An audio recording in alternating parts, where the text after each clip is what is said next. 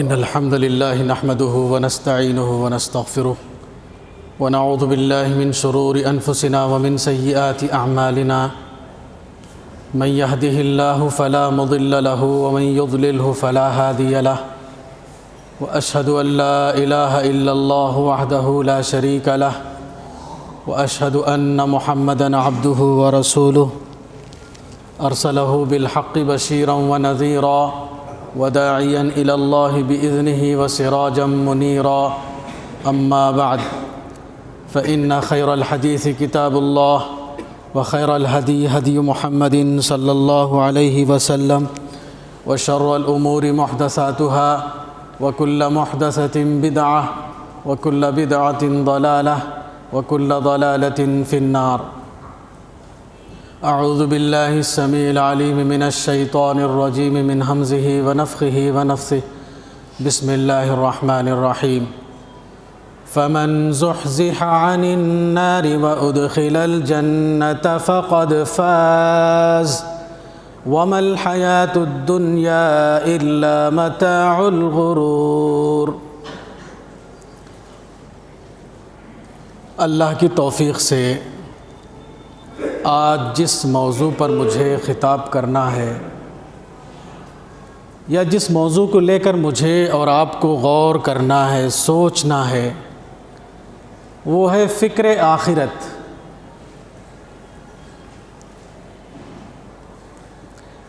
ایک پارک کے اندر لوگ بیٹھے ہوئے مختلف موضوعات پر گفتگو کرتے ہیں. پارک میں آنے والے اور بیٹھ کر گفتگو کرنے والے یا واک کرتے ہوئے بات چیت کرنے والوں کا کسی کا سبجیکٹ فیملی لائف ہوتا ہے، اس پر وہ ڈسکس کرتے ہیں پارک میں. کسی کا سبجیکٹ پالیٹکس ہوتا ہے، سیاست پر گفتگو کرتے ہیں. کسی کا ملک کے اقتصادی حالات، بزنس کو لے کر ڈسکشن کرتے ہیں. کوئی پرندوں کو لے کر، کوئی پھول درختوں کے پتیوں کو لے کر، غرض ہے کہ الگ الگ مختلف موضوعات میں گفتگو میں مگن ہوتے ہیں. اتنے میں ایک اعلان اگر ہو جائے پارک کے اندر ایک شیر آ گیا ہے، بس اتنا اعلان ہو جائے پارک کے اندر کہ شیر پارک میں داخل ہو چکا ہے. اب بتائیے، سارے انسان جن کی سوچ، جن کے ڈسکشن کا سبجیکٹ الگ الگ تھا، اب سب کا ایک ہی سبجیکٹ ہو جائے گا، شیر کا خوف، کہ شیر سے بچایا جائے. شیر سے خود کو کیسے بچایا جائے، یہ سارے انسانوں کا ایک ہی موضوع رہے گا. شیر کے داخلے کے اعلان سے پہلے ہر انسان الگ الگ سوچ رہا تھا، الگ الگ گفتگو کر رہا تھا، مگر شیر کا اعلان ہوتے ہی ساروں کا موضوع ایک ہی ہو جاتا ہے. آج ہم اور آپ اپنا جائزہ لیں. ہماری گفتگو فیملی لائف پر ہو رہی ہے. ہماری گفتگو کا موضوع GHMC الیکشن سے پہلے پالیٹکس تھا، اور اس کے بعد اس کے ریزلٹس کو لے کر سیاسی اور پالیٹکس پر ہماری گفتگو ہو رہی ہے. ہماری گفتگو اقتصادی مسائل کو لے کر ہو رہی ہے کہ نوٹ بندی، اس کے بعد پھر لاک ڈاؤن، اس کے بعد یہ وائرس ہمارے بزنس اور ہماری کمائیوں کو لے کر ہماری گفتگو ہو رہی ہے. مختلف موضوعات پر ہماری گفتگو ہو رہی ہے.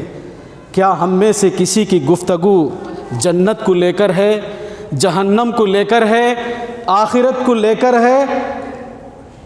کیا آخرت کا مسئلہ، کیا آخرت کے مسائل، کے دنیاوی مسائل اس کے مقابلے میں بھاری ہیں؟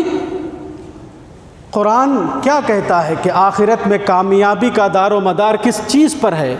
فَمَنْ زُحْزِحَ عَنِ النَّارِ وَأُدْخِلَ الْجَنَّةَ فَقَدْ فَازَ. جو شخص جہنم سے بچا لیا گیا اور جنت میں داخل کر دیا گیا، فقد فاز، اصل کامیاب شخص تو وہ ہے. پالیٹکس میں جو کامیاب ہو جائے، قرآن کہتا ہے کامیابی اس کو نہیں ہے. جو بزنس کے مسائل جس کے حل ہو جائیں وہ کامیاب نہیں ہے. قرآن جس کو کامیابی کا معیار بتاتا ہے وہ یہ کہ آخرت کی زندگی میں جو شخص جہنم سے بچ جائے اور جنت میں جس کا داخلہ ہو جائے وہ اصل کامیاب شخص ہے۔ دیکھیے ہم لوگوں کے ذہنوں پر اللہ کی محبت اور آخرت کی فکر چھا جانی چاہیے، ایسے ہی چھا جانی چاہیے جیسے پارک کے اندر شیر کے داخلہ کا اعلان ہونے کے بعد سارے انسانوں کے دل و دماغ پہ شیر سے بچنا یہ چھا جاتا ہے۔ دیکھیے فکر آخرت یہ اس قدر اہم ترین بات ہے کہ رسول اللہ صلی اللہ علیہ وسلم اس دنیا کے اندر جو قرآن کا پیغام لے کے آئے، انسانوں کے بیچ آپ نے جو دعوت کا کام کیا، آپ کا میسج، بنیادی میسج جو تھا وہ فکر آخرت تھا۔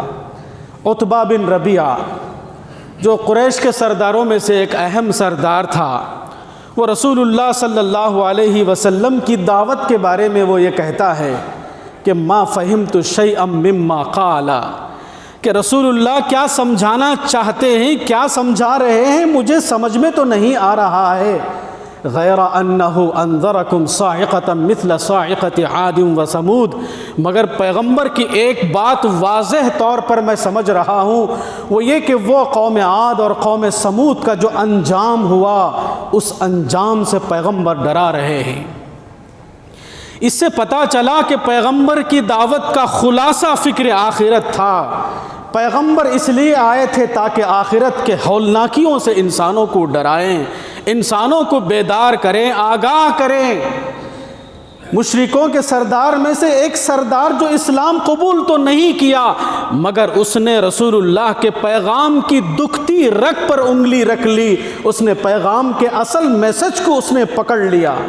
کہا کہ یہ پیغمبر کیا کہہ رہے ہیں، کیا بول رہے ہیں، کیا سمجھانا چاہتے ہیں وہ مجھے سمجھ میں تو نہیں آ رہا ہے، مگر ایک بات تو کھلے طور پر سمجھ میں آ رہی ہے، وہ یہ کہ وہ یہ بتانا چاہتے ہیں کہ اے لوگو اپنے آپ کو آخرت کی ہولناکیوں سے بچاؤ، آخرت کے مسائل پر گفتگو کرو ایسا کہ تمہارے ذہن و دماغ پہ جہنم کا خوف چھا جائے، پالیٹکس کا خوف نہیں، این آر سی کا خوف نہیں، بزنس کے نقصان کا خوف نہیں، سارے انسانوں کے ذہن و دماغ پہ آخرت کا خوف چھا جائے، جہنم کا خوف چھا جائے اور جہنم سے اپنے آپ کو بچانے اور جنت میں اپنے آپ کو داخل کرنے کا احساس ان کے ذہن و دماغ پہ چھا جائے۔ دیکھیے اللہ تبارک و تعالیٰ مجھ سے اور آپ سے اس دنیاوی زندگی سے چند لمحات کا مطالبہ کر رہا ہے۔ اللہ یہ نہیں کہتا ہے کہ ہم ساری زندگی اس کو دے دیں، اس کے دین کے لیے دے دیں، اپنی ساری انرجی ساری زندگی دے دیں، اس کا مطالبہ یہ نہیں ہے۔ بہت چھوٹا سا اور مختصر سا مطالبہ اس سے ہے کہ ہم اپنی زندگی کے چند لمحات اس کو دیں۔ وہ کیسے؟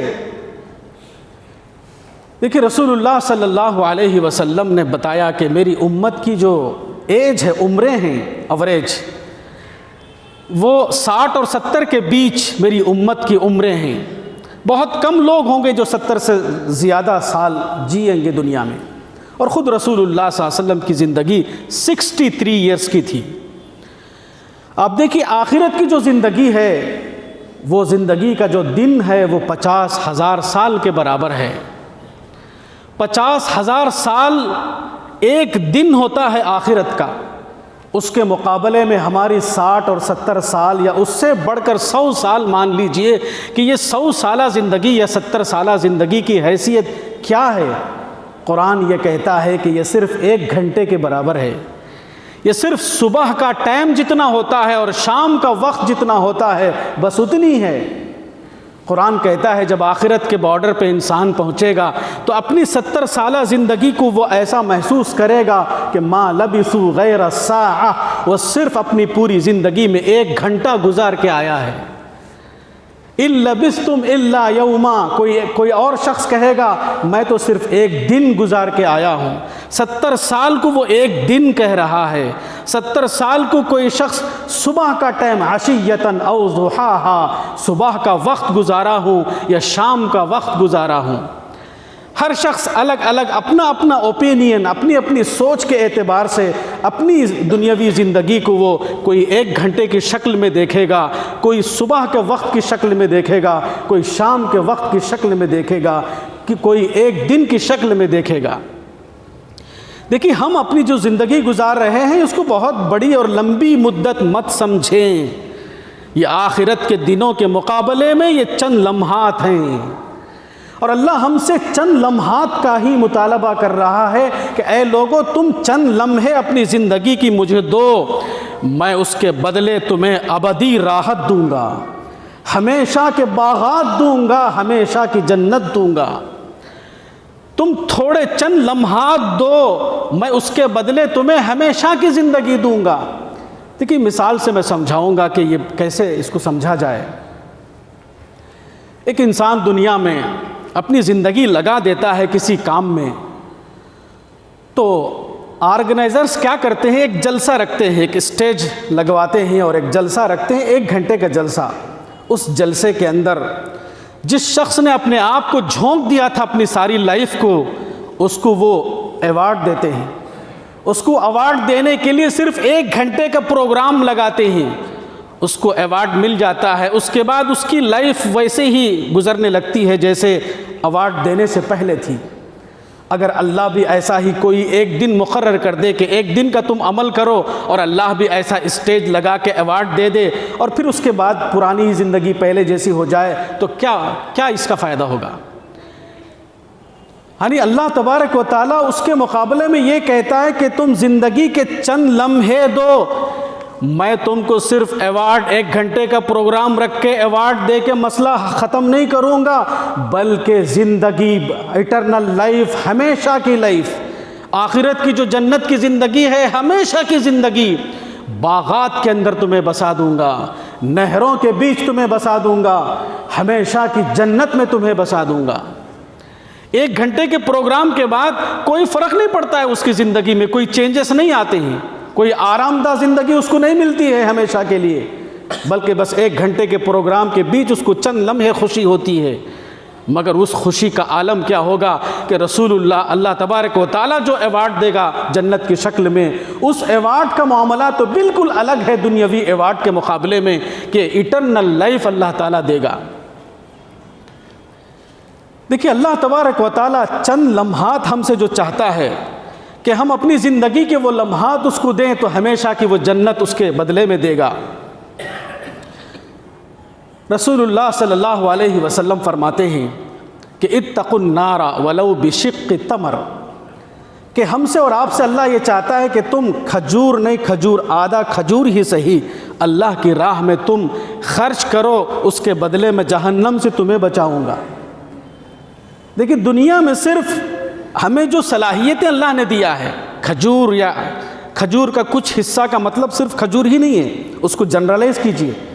اللہ نے کسی کو علم دیا ہے، کسی کو سمجھ بوجھ دی ہے، مختلف صلاحیتیں مختلف انسانوں کو دی گئی ہیں، تو جو شخص اپنی اپنی صلاحیت کو اللہ کے دین کی سربلندی میں لگاتا ہے، تو جو اویلیبل ہے اس کے پاس، یہ ضروری نہیں ہے کہ عالم ہونے کی سند ہی اس کے پاس ہو، جو صلاحیت اس کے پاس ہے وہ اللہ کے دین کی سربلندی کے لیے لگاتا ہے، دعوت کے کام کے لیے وہ لگاتا ہے، تو اللہ کہتا ہے، اللہ کے تبارک و تعالیٰ کہتا ہے کہ میں اس کے بدلے اسے جہنم سے بچاؤں گا۔ اتقوا النار، جہنم سے بچو، ولو بشق تمر، اگرچہ کہ تمہارے نزدیک 1 کھجور یا پاؤن کھجور یا آدھا کھجور ہی کیوں نہ ہو، یعنی جتنی بھی تمہارے پاس صلاحیت کیوں نہ ہو، وہ صلاحیت کا استعمال کر کے تم اپنے آپ کو جہنم سے دنیا میں بچا سکتے ہو۔ اور آخرت کا معاملہ اللہ تعالیٰ بتاتے ہوئے کہتا ہے کہ ان الذین کفروا وماتوا وهم کفار فلن يقبل من احدهم ملء الارض ذهبا ولو افتدى به، کہ آخرت میں پہنچنے کے بعد وہاں جنت کو پانا، دنیا میں جنت کو حاصل کرنا کتنا آسان تھا کہ آدھا کھجور خرچ کر کے بھی جنت کو پا سکتے تھے، مگر آخرت میں پہنچنے کے بعد جنت اتنی مہنگی ہو جائے گی، جنت کا پلاٹ اتنا مہنگا ہو جائے گا، قرآن کہتا ہے زمین بھر کے سونا بھی دے دو، اس کے بدلے میں چھڑی تلے آنے والی زمین بھی نہیں ملے گی جنت کی۔ یہ کنٹراڈکشن کیوں ہے، یہ تضاد کیوں ہے؟ دنیا میں آدھا کھجور دینے پر جنت مل رہی ہے، آخرت میں زمین بھر کے سونا دینے پر بھی جنت نہیں مل رہی ہے۔ یہ فرق کیوں ہے؟ اس کی وجہ یہ ہے کہ آدمی آخرت میں جنت کو دیکھنے کے بعد، جہنم کو دیکھنے کے بعد، اللہ کو دیکھنے کے بعد وہ ایمان لانے کی بات کرتا ہے، وہ اللہ کے سامنے تواضع اختیار کرنے کی بات کرتا ہے، وہ اللہ کے آگے جھکنے اور گر جانے کی بات کرتا ہے۔ یہ وہ بڑی بات نہیں ہے، بڑی بات وہ ہے کہ دنیا کے اندر نہ اس نے رب کو دیکھا، نہ اس نے جنت کو دیکھا، نہ اس نے جہنم کو دیکھا، مگر آخرت پر ایمان ایسا لاتا ہے گویا اللہ کو دیکھ لیا ہے، گویا جنت کو دیکھ لیا ہے، گویا جہنم کو دیکھ لیا ہے۔ تو یہ فرق ہے دونوں میں۔ دنیا میں غیب کی سطح پر ایمان لانا ہوتا ہے اور آخرت میں شہود کی سطح پر ایمان لانا ہوتا ہے۔ اس لیے اتنا بڑا فرق ہو جاتا ہے کہ آخرت میں پہنچنے کے بعد زمین بھر کے سونا بھی دے دے تو جنت کا پلاٹ نہیں مل سکتا، مگر وہی وہ دنیا میں ہوتا ہے آدھا کھجور بھی خرچ کر کے وہ جنت کو پا سکتا ہے۔ اسی کو رسول اللہ نے احسان کہا حدیث کے اندر، الاحسان ان تعبد اللہ کأنک تراہ فإن لم یکن یراہ فإن لم تکن تراہ فإنہ یراک، کہ احسان یہ ہے، احسان کا درجے پر تم سے اللہ تعالیٰ ایمان کا مطالبہ کرتا ہے، اور احسان یہ ہے کہ اللہ کی بندگی ایسے بجا لاؤ گویا کہ رب کو دیکھ رہے ہو، بندگی ایسے بجا لاؤ، زندگی ایسے گزارو گویا رب کو دیکھ رہے ہو۔ کسی انسان سے معاملہ کر رہے ہو تو یہ نہ سوچو کہ یہ کمزور انسان ہے، اس کو دھوکہ دے دیں گے، نہیں، انسان سے معاملہ کرتے ہوئے یہ سوچو کہ میں معمولی انسان سے معاملہ نہیں کر رہا ہوں، میں رب سے معاملہ کر رہا ہوں، میں کسی انسان کو وعدہ نہیں دے رہا ہوں بلکہ رب کو میں وعدہ دے رہا ہوں۔ یہ ہے احسان کے درجے کا ایمان۔ اللہ تعالیٰ مجھ سے اور آپ سے جس ایمان کا مطالبہ کرتا ہے وہ احسان کے درجے کا ہے، کہ ہم ہر معاملے میں قدم بڑھانے سے پہلے، ہر کام سے پہلے یہ سوچیں کہ رب کو منہ دکھانا ہے، اللہ کو منہ دکھانا ہے، اللہ کا سامنا کرنا ہے، اللہ کے سامنے حساب و کتاب دینا ہے۔ یہ ذہن و دماغ پہ چھا جائے، پھر آپ گفتگو کیجئے، پھر آپ قدم بڑھائیے، پھر آپ کوئی بھی کام کیجئے، کسی سے بھی معاملہ کیجئے۔ رسول اللہ نے فرمایا لا تکونوا امعاء، تم لوگ امعاء نہ ہو جاؤ۔ کیا مطلب ہے امعاء نہ ہو جاؤ؟ کوئی ہمارے ساتھ اچھا سلوک کرتا ہے تو ہم بھی اس کے ساتھ اچھا سلوک کریں گے، ایسے نہ بنو، ایسے بنو کہ کوئی ہمارے ساتھ برا نہیں بدترین سلوک کرے تو ہم اس کے ساتھ بہترین سلوک کریں گے۔ کوئی ہمارے ساتھ اچھا کرے ہم بھی اچھا کریں گے، نہیں، ہمارے ساتھ کوئی برا کرے ہم اس کے ساتھ اچھا کریں گے۔ کوئی ہمارے ساتھ بدخواہی کرے ہم اس کے ساتھ خیر خواہی کریں گے۔ کوئی ہمیں بد دعا دے ہم اس کو ہدایت کی دعا دیں گے۔ کوئی نفرت کرے ہم اس کے ساتھ محبت کا سلوک کریں گے۔ اس طرح سے ہمارا معاملہ ہونا چاہیے۔ معاملہ ہوتے ہوئے، گفتگو ہوتے ہوئے زبان سے نکلنے والا ایک ایک لفظ ریکارڈ ہو رہا ہے۔ آپ وعدہ کر رہے ہیں تو فرشتے ریکارڈ کر لیے، کل شام تک کام بن جائے گا کا مطلب پرسوں شام بننا ہے نہیں، کل شام بننا ہی ہے، ورنہ اس شخص سے باقاعدہ کال کر کے آپ معافی مانگیں کہ کل نہیں ہو سکے گا، پرسوں میں البتہ اس وعدے کو پورا کروں گا، نہیں، کیوں؟ اس لیے کہ آپ ایک عام انسان سے وعدہ نہیں کر رہے ہیں، رب سے وعدہ کر رہے ہیں، اس لیے کہ کل اللہ کو منہ دکھانا ہے، اللہ کے آگے کھڑے ہو کر حساب دینا ہے۔ تو امعاء نہ بنو، لوگ اچھا سلوک کریں تبھی ہمارا اچھا سلوک ہو، نہیں، لوگ برا سلوک بھی کریں، ہمارا بیہیویئر اچھا ہونا چاہیے۔ ہر درخت ہمیں یہ پیغام دیتا ہے، ہر درخت دیکھیے آپ کاربن ڈائی آکسائڈ کو لیتا ہے، اس کو فلٹر کر کے آکسیجن انسانوں کو دیتا ہے۔ کاربن ڈائی آکسائڈ اور پولوشن لیتا ہے درخت اور ہمیں آکسیجن دیتا ہے۔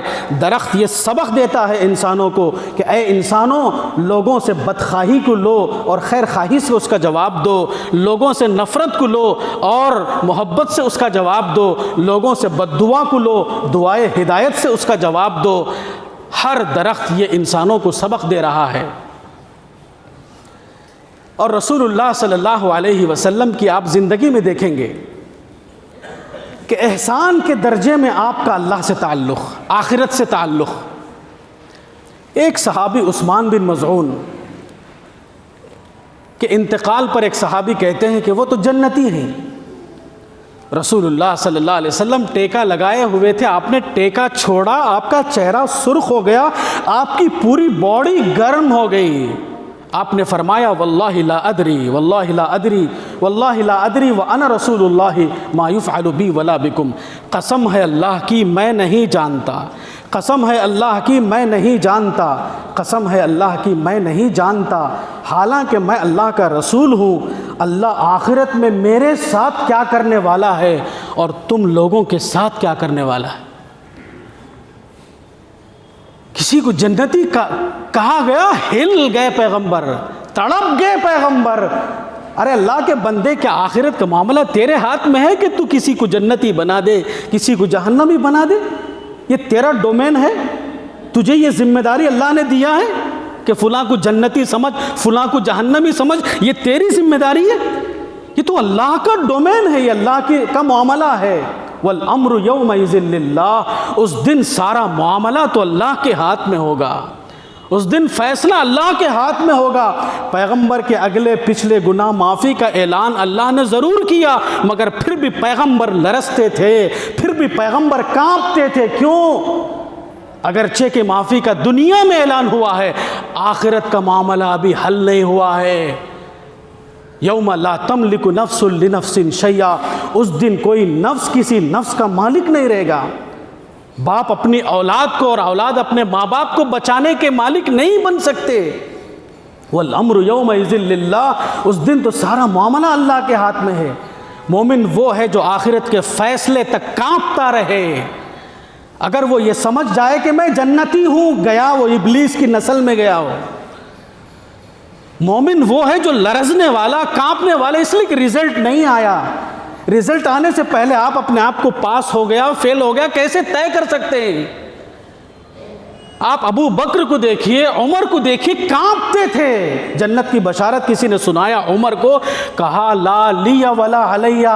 ارے عمر کی نیکیاں کہاں کہ جنت ملے، عمر کے گناہ اتنے ہیں کہ وہ جہنم رسید ہو سکتا ہے.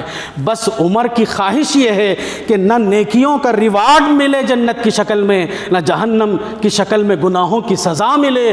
دونوں کا معاملہ برابر سرابر ہو جائے تو بس ہے. عمر لرزتے تھے آخرت کو یاد کر کے، ابو بکر تڑپ جاتے تھے آخرت میں کیا ہوگا میرا بول کر. ارے آخرت کا معاملہ اتنا چھایا ہوا تھا انبیاء کے اوپر، رسولوں کے اوپر، اصحاب رسول کے اوپر. اب دیکھیے جنتی ہے، سننا تھا رسول اللہ، کانپ اٹھے، کہا چہرہ سرخ ہو گیا آپ کا. سنسیریٹی دیکھیے، سیریسنس دیکھیے. پالیٹکس کو لے کر ہم یہ سنسیریٹی اپنے اندر پاتے ہیں، فیملی لائف کو لے کر یہ سیریسنس ہمارے اندر ہے، مگر آخرت کو لے کر نہ میرے اندر یہ سیریسنس ہے، نہ آپ کے اندر یہ فکر ہے. 70 مرتبہ حدیثوں میں آتا ہے، 70 مرتبہ 100 مرتبہ رسول اللہ استغفار کرتے تھے. کیا مطلب ہے؟ کیا مطلب ہے؟ 70 مرتبہ پیغمبر روزانہ اپنی غلطیوں کو یاد کرتے تھے، 100 مرتبہ اپنی غلطیوں پر نگاہ ڈالتے تھے. نماز پڑھ لیا میں، مطمئن رہتے ہم لوگ. مطمئن اگر کوئی نماز پڑھ کے ہے تو اس کا یہ مطلب ہے کہ اس کی نماز نہیں ہوئی. صحابہ نماز پڑھ کے تڑپتے تھے کہ جیسی نماز اللہ کو چاہیے وہ نماز میں نے نہیں پڑھا. میں اپنے سوچ کے حساب سے تو میں نے نماز پڑھ لیا، مگر وہ نماز قبول ہوگی جو اللہ کی نظر میں قابل قبول ہو، میری نظر میں قبول ہو. اس کی کوئی اہمیت نہیں ہے. دنیا والے کسی کو نیک بولے، اس کی اہمیت نہیں. اللہ نیک بولے. دنیا والے کسی کو گنہگار کہہ دیں، کسی کو گمراہ کہہ دیں، اس کی کوئی اہمیت نہیں ہے. اللہ اگر کہہ دے تو بڑا مسئلہ ہے. تو عمل کر کے بھی عمل نہ کرنے کی کیفیت کیوں؟ اس لیے کہ وہ عمل کے اندر غلطیوں کو ڈھونڈتے تھے. بہت نیکیاں کر لیتے، تھوڑی بھی گناہ ہوتے تو ایسا فوکس ہو جاتا وہ گناہوں کا کہ وہ گناہوں کا احساس، غلطیوں کا احساس ان کے دماغ پہ چھا جاتا اور کرے سو نیکیوں کو بھول جاتے تھے. معمولی سی چوک اور معمولی سی غلطی ان کو ہلا دیتی تھی. سمجھتے تھے کہ یہ مہلکات ہیں، یہی وہ گناہ ہیں جو انسان کو آخرت میں ہلاک کرنے والی ہیں. تو 70 مرتبہ 100 مرتبہ استغفار کا مطلب ایسے ہی بیٹھے کونے میں استغفر اللہ پڑھ رہے تھے نہیں، غلطیوں کا اپنی جائزہ لیتے تھے پورے دن کا کہ مجھ سے کہاں غلطی ہوئی، دعوت کے میدان میں کہاں غلطی ہوئی، نماز کے اندر کہاں غلطی ہوئی، لوگوں کے ساتھ معاملہ کرتے ہوئے کہاں غلطی ہوئی، کہاں کس کے ساتھ میرے معاملے میں آخرت رخی زندگی سے میں ہٹا ہوا تھا، اللہ کی محبت سے ہٹا ہوا تھا۔ یہ اپنی غلطیوں کا احساس کرتے تھے پیغمبر 70 مرتبہ 100 مرتبہ۔ یہ وہی شخص کرتا ہے جس کے دماغ پہ آخرت کی فکر چھا گئی ہو، دوسرا شخص نہیں کر سکتا ایسا۔ آپ دیکھیے اصحاب رسول اللہ صلی اللہ علیہ وسلم کے صحابہ، اصحاب رسول کے بارے میں آتا ہے قرآن میں والذین اذا ما آتوا وقلوبهم وجلہ، کہ صحابہ کا معاملہ ایسا تھا کہ وہ اللہ کی راہ میں دیتے تھے اس حال میں کہ ان کا دل کانپتا رہتا تھا۔ عجیب بات ہے، دے رہے ہیں، خرچ کر رہے ہیں، اپنی صلاحیتوں کو اللہ کے دین کے لیے لگا رہے ہیں، مگر دل کانپ رہا ہے۔ دل کانپ یہ رہا ہے کہ میرا یہ دینا اللہ کی نظر میں قبول ہوا کہ نہیں ہوا، یہ سوچ کر کانپتے تھے۔ ہماری حالت ایسی ہے کہ ماشاءاللہ مسجد کی تعمیر کے لیے فلاں نے اتنے تھیلے سیمنٹ دیے، اتنی ریت دی، اتنا گارا دیا، وہ دیا، یہ دیا، خوش حضرت، پیمپرنگ ہو رہی ہے، سینہ پھول رہا ہے، خوش، سمجھ گئے دنیا میں جنت کا ٹکٹ میں لے لیا۔ وہاں معاملہ ایسا اصحاب رسول کا کہ دیتے ہیں اور دلوں کے اندر عجیب حالت کے ہیجان کے لرز رہے، کانپ رہے کہ یہ میرا دینا دے تو رہا ہوں، مگر یہ میرا دینا اللہ کی نظر میں قابل قبول ہوا یا نہیں ہوا۔ اس لیے کہ لوگ آپ کے ظاہر کو دیکھ کر آپ کو نیک کہتے ہیں، اور اللہ یہ غلطی کرنے والا نہیں ہے، اللہ ہماری نیتوں کو دیکھ کر نیک یا برا کہنے والا ہے۔ نیتوں کو چونکہ انسان دیکھ نہیں سکتا، صرف ظاہر کو دیکھتا ہے اور کسی کو نیک کسی کو برا کہہ دیتا ہے، مگر اللہ آخرت میں اعمال کو نہیں دیکھے گا، اعمال کے پیچھے ارادوں کو دیکھے گا، نیتوں کو دیکھے گا، اور نیتوں اور ارادوں کو تولا نہیں جا سکتا۔ تقویٰ تولا نہیں جا سکتا، اس کو، وہ کوئی کوانٹٹی کی چیز نہیں، وہ کوالٹی کی چیز ہے، اور کوالٹی کی چیز رہنے کی وجہ سے وہ عمل کر کے بھی عمل نہ کرنے کے احساس میں جیتے تھے۔ لیکن نیکیاں آپ نے کیا، یہ نہیں ہے بات اصل، ان نیکیوں میں غلطی کہاں ہوئی یہ ہے سوچنے کی بات۔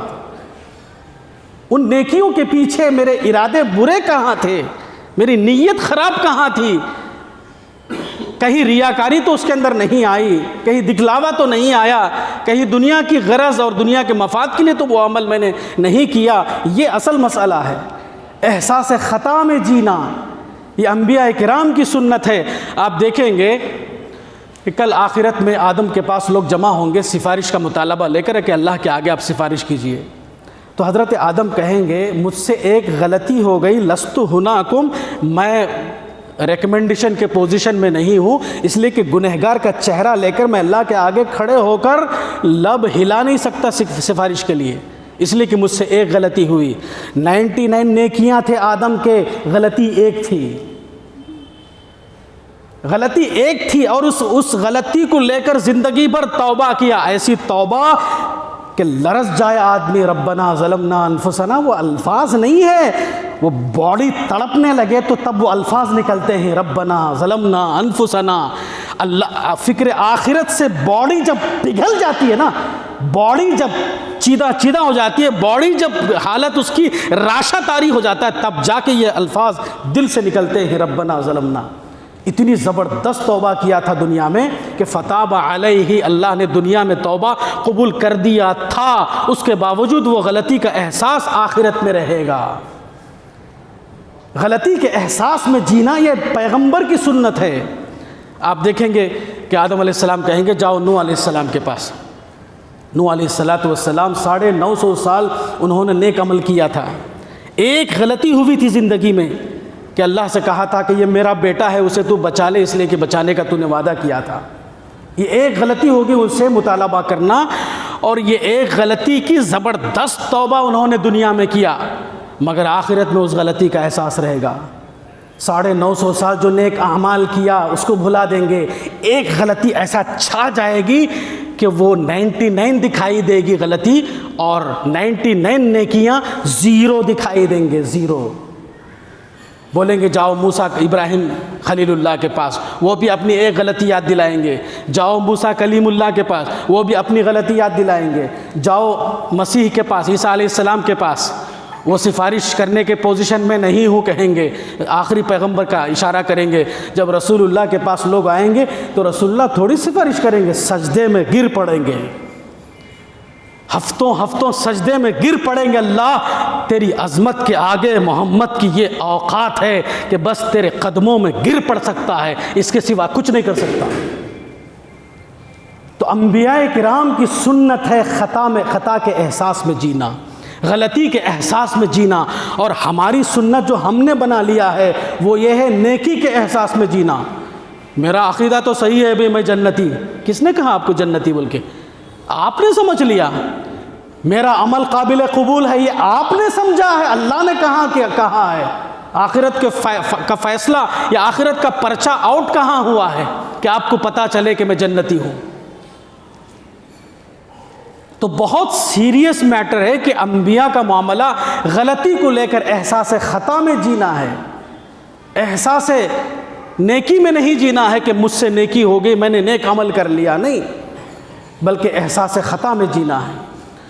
تو احسان کے درجے میں ہماری عبادت، ہماری توحید، ہماری فکر آخرت، ہمارے نیک اعمال ہونی چاہیے احسان کے درجے میں، کہ ایسے رہو دنیا میں گویا کہ رب کو دیکھ رہے ہو، یا نہیں تو رب تمہیں دیکھ رہا ہے۔ ایک واقعہ سنا کر میں بات ختم کروں گا، عبرتناک واقعہ ہے 3 اشخاص کا۔ انڈیا کنٹری کو چھوڑ کر کسی دوسری کنٹری 3 دوست مل کر پہنچے گھومنے کے مقصد سے۔ اس کنٹری کو پہنچے تو انہوں نے جو کمرہ لیا لاج میں، وہ 75 فلور پہ ان کا کمرہ تھا، 75 فلور کے اوپر ان کا کمرہ تھا، سب سے آخری کمرہ۔ وہاں ان سے یہ کہا گیا لاج میں، دیکھو تمہاری کنٹری کا معاملہ الگ رہے گا، رولز وہاں کے، یہاں کے جو رولز ہے وہ رات میں 10 بجنے سے پہلے آپ کو آنا پڑے گا، تبھی آپ کو لفٹ کھلی ہوئی ملے گی۔ 10 بجے کے بعد اگر آپ آئیں گے تو لفٹ بند ہو جائے گی۔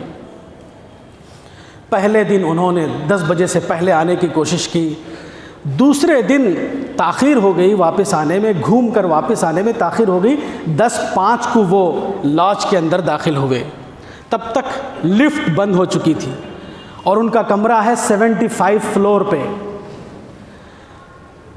اب تینوں نے مشورہ کیا کہ لفٹ تو بند ہے، اب ایک ہی راستہ ہے کمرے تک پہنچنے کا، وہ ہے سیڑھیوں کے ذریعے سے۔ ایسا کریں گے، ایک ساتھی نے کہا کہ 25 سیڑھیاں میں جوکس تم کو سناتے ہوئے لے چلوں گا، جوک سنتے رہو، قصے کہانیاں سنا کے تم کو ہنساتے ہوئے لے کے چلوں گا 25 سیڑھیوں تک۔ ساتھی راضی ہو گئے، کہا چلو اوکے۔ 25 سیڑھیوں کے بعد پھر دوسرے ساتھی نے کہا دیکھو میں یہاں سے 25 سیڑھیوں تک تم کو ایسی کہانیاں سناتے ہوئے لے جاؤں گا جو بالکل سیریس ہوں گی، سنجیدہ ہوں گی، جوک نہیں ہوں گے، ہنسی مذاق نہیں ہوگا، سنجیدہ ہوں گی۔ 50 سیڑھیاں طے کر لیا، بقیہ 25 سیڑھیوں کے لیے تیسرا جو ساتھی تھا اس نے کہا اب یہاں سے 25 سیڑھیوں تک میں تمہیں کہانیاں سناؤں گا، وہ کہانیاں غم کے ہوں گے، درد کے ہوں گے، پریشانیوں کے ہوں گے۔ تو 75 سیڑھی تک پہنچ گئے، بالکل کمرہ سامنے ہے، پہنچ گئے۔ ان تینوں ساتھیوں میں سے ایک ساتھی نے کہا بہت بری خبر ہے ہمارے لیے، بھیانک خبر ہے، زندگی میں ایسی خبر کبھی آپ لوگوں نے نہیں سنی ہوگی، وہ یہ کہ کمرے کی جو چابی ہے وہ ہم نیچے چھوڑ کے آئے ہیں۔ اب یہ سننا تھا، تینوں کے تینوں چکر کھا کے راشا طاری ہو گیا، گر گئے، چکرا گئے۔ اب کہانی یہیں تک ختم نہیں ہوتی ہے، آگے مجھے اور آپ کو یہاں سے سوچنے کی بات شروع ہوتی ہے، وہ یہ کہ زندگی کے ہم پہلے 25 سال لڑکپن بچپن کے ہنسی مذاق میں گزار دیتے، اس کے بعد کے 25 سال، شروع کے 25 سال اممیچورٹی میں گزر جاتے ہیں، ہنسی مذاق میں، جوکس میں۔ اس کے بعد کے جو 25 سال ہیں وہ بڑی سنجیدگی کے گزرتے ہیں ہمارے. وہ کیسے؟ شادی، بزنس، کاروبار، بچے، جاب، سنجیدگی کے ساتھ یہ 25 سال ہمارے گزرتے ہیں میچورٹی کے ساتھ. اس کے بعد کے جو آخری 25 سال ہماری زندگی کے گزرتے ہیں وہ ادھیڑ عمر اور بڑھاپے کے، جس میں بیماریاں ہی بیماریاں، غم، درد، پریشانیاں. اور جب ہم آخرت کے بارڈر پہ پہنچتے ہیں بڑھاپے کے بعد، تو ہم وہ جنت میں داخلے کی جو چابیاں ہوتی ہیں وہ چابیاں خود لے کے نہیں پہنچتے ہیں آخرت کے بارڈر پہ. وہ چابیاں کیا ہیں؟ وہ فکر آخرت کی چابی ہے، وہ نماز میں خشوع کی چابی ہے، وہ روزے میں صبر کی چابی ہے، وہ حج میں اتحاد کی چابی ہے، وہ اخلاص و للہیت اور تقوی کی چابیاں ہیں، وہ نیک اعمال کی چابیاں ہیں. ہم میں سے ہر شخص بینک بیلنس کی فکر کر رہا ہے، اپنا ذاتی مکان، ذاتی پلاٹ خریدنے کی ہر کوئی فکر کر رہا ہے. بہترین گھر بنا لیا، بہترین بینک بیلنس، بہترین خود کا جاب، بچوں کے لیے جاب کی فکر، یہ ہم سب کر رہے ہیں، جو کہ آخرت میں ان چیزوں میں سے ایک چیز بھی ساتھ آنے والی نہیں، کام آنے والی نہیں. مگر جو اصل چیز آخرت میں لے کے پہنچنا ہے، نیک اعمال کی چابیاں، وہ نہ اس کی فکر میں کر رہا ہوں نہ آپ کر رہے ہیں. سمجھنے والوں کے لیے یہ بھیانک واقعہ ہے، ہلا دینے والا واقعہ ہے. ایئرپورٹ پہنچے ہیں، چند منٹ باقی ہے اندر انٹری کے لیے، جیب میں پاسپورٹ نہیں، ویزا نہیں. چاچا سے مل کے آئے، ماما سے مل کے آئے، بریانی کھا کے آئے، وہ کر کے آئے، یہ کر کے آئے، نہیں کرنے کے سارے کاماں کر کے آئے، اصل جو ویزا لے کے مرنا تھا وہ لے کے نہیں آئے. یہی ہونے والا ہے ہم سب کے ساتھ کہ آخرت کے بارڈر پہ جب پہنچیں گے، ہم نے اپنے فیملی لائف کو ٹھیک کیا ہوگا، اپنا ذاتی گھر بنایا ہوگا، اپنے بزنس کی فکر کی ہوگی، سب کچھ کیا ہوگا.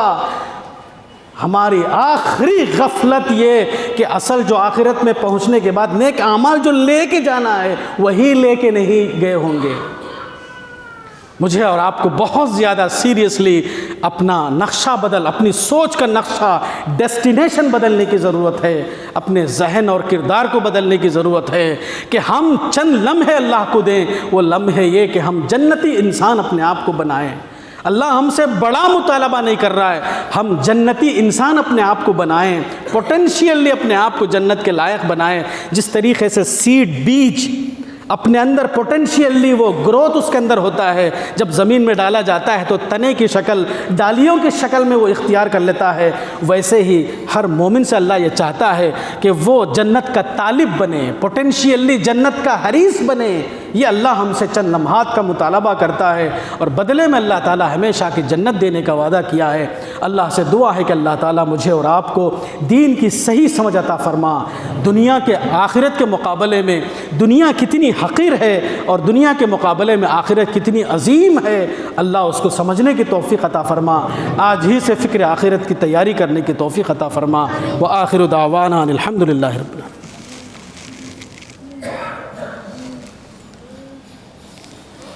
ان الحمد لله نحمده ونستعينه ونستغفره ونعوذ بالله من شرور انفسنا وسيئات اعمالنا.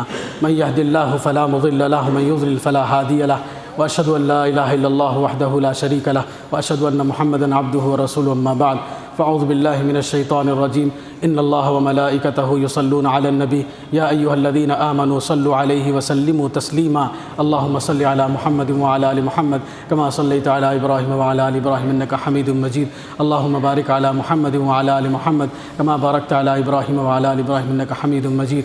اللهم انصر من نصر دين محمد صلى الله عليه وسلم واجعلنا منهم، واخذل من خذل دين محمد صلى الله عليه وسلم ولا تجعلنا منهم. آمين. عباد الله رحمكم الله، ان الله يأمر بالعدل والإحسان وإيتاء ذي القربى وينهى عن الفحشاء والمنكر والبغي يعظكم لعلكم تذكرون. اذكروا الله يذكركم وادعوه يستجب لكم ولذكر الله أكبر.